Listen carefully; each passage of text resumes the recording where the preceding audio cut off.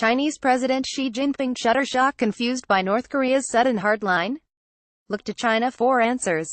Last week, Pyongyang reverted to taunts, calling Mike Pompeo's trip there regrettable, saying America has a gangster-like mindset, and denying the Secretary of State a meeting with dear leader, who apparently was obliged to inspect a potato farm instead. Why? As Sen. Lindsey Graham told Fox News Sunday, I see China's hands all over this, adding, there's no doubt in my mind that it's the Chinese pulling the North Koreans back. President Trump tweeted Monday his confidence that Kim Jong-un will honor the contract we signed. Even more importantly, our handshake, no contract, of course, was signed at the end of last month's Singapore handshaking session. Then, Trump added, China, on the other hand, may be exerting negative pressure on a deal because of our posture on Chinese trade. Hope not. Graham and Trump are right, and it's about more than trade. Over the weekend, 2 U.S. Navy destroyers sailed the Taiwan Straits. A Navy official called the exercise routine, but a Beijing mouthpiece, the Global Times, opined it was a psychological game. America, according to the paper, is sending political signals. Psychological games? Signals. That's President Xi Jinping's bailiwick, and he's unhappy with America these days. He's used to world leaders asking, how high, when he asks them to jump. Trump doesn't. Airlines around the world have by now largely changed their websites and ticketing apps so all flights to Taiwan are labeled Taipei, China. Beijing demanded the change as part of a renewed campaign pressuring countries to quash any hint of Taiwanese national aspirations. Beijing sees the democratic island nation as one of its provinces. Anyone trying to treat Taiwan differently is threatened with cutting off access to China's lucrative markets. However, U.S. airlines, under pressure from Washington and almost alone in the world, still list Taiwan as a destination.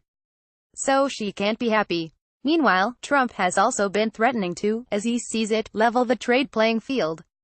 Washington imposed a 25% tax on $34 billion worth of Chinese imports on Friday. To illustrate his point, he went after the World Trade Organization's definition of China as a developing nation. Does anybody think this is fair? He tweeted. It isn't. In fact, China is acting globally more like a nasty feudal lord than an ambitious serf striving for equality.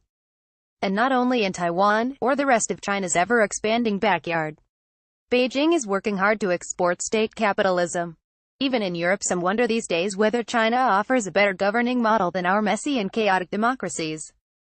When it encounters obstacles to its aspirations of dominance, China uses all levers of power to get its way, and that's likely how, over the weekend, a Beijing client state, North Korea, delighted Pompeo's critics by doing a 180 on its polite host act and stopped pretending it's committed to true denuclearization.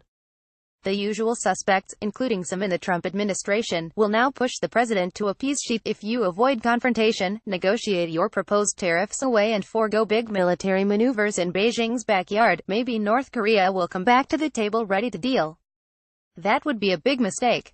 Under Xi, China has shown remarkable hostility to goodwill gestures. When it smells weakness, it responds by upping the pressure. In fact, Trump may have been a bit too conciliatory toward China, treating Xi as a possible partner and hoping he'd help to denuclearize North Korea for us. Instead, Beijing is now back to its old ways. Once again, Chinese banks and companies are brazenly violating UN Security Council sanctions. China had supported imposing those sanctions when Washington threatened to blacklist Chinese companies dealing with Pyongyang. It ceased to cooperate when these sanctions were waived to advance North Korean diplomacy. North Korea is one of those pesky problems that need addressing.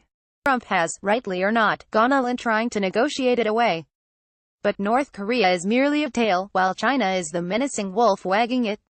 And he's at the door.